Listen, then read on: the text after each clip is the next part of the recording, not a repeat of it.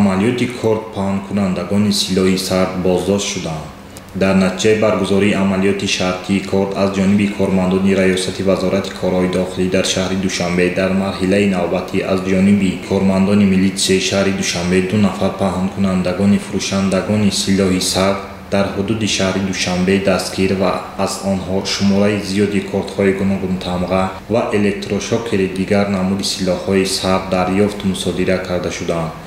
бино ба иттилоии раёсати вазорати корҳои дохилӣ дар шаҳри Душанбе аз ҷумла аз шаҳрванд Музаффар Амир Муродович соли таваллудаш 18 май соли 1998 истиқоматкунандаи ноҳияи Рӯдакии деҳаи Қулписта зимни аз назаргузаронӣ аз дукони номбурда воқеъ дар бозори Варзоб 16 адад кордҳои гуногун тамға ва 1 адад электрошокер дарёфту мусодира карда шуд.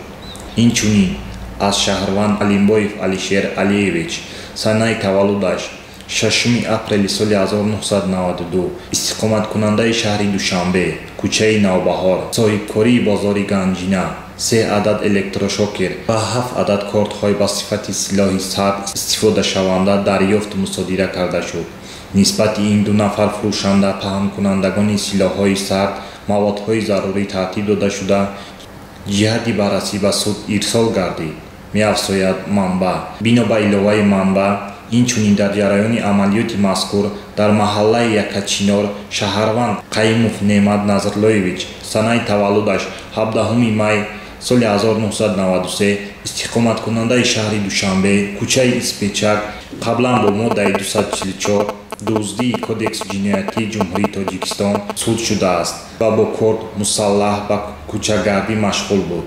дастгир ва аз ӯ 1 адад корд ҳамчунин далели шайъӣ мусодира карда шуд. нисбати номбурда протоколи ҳуқуқвайронкунии маъмурӣ тартиб дода шуда аз ҷониби суди ноҳияи Синои шаҳри Душанбе ҳабзи маъмурӣ ба муҳлати 15 шабона рӯз таъин карда шуд, зикр мекунад манба.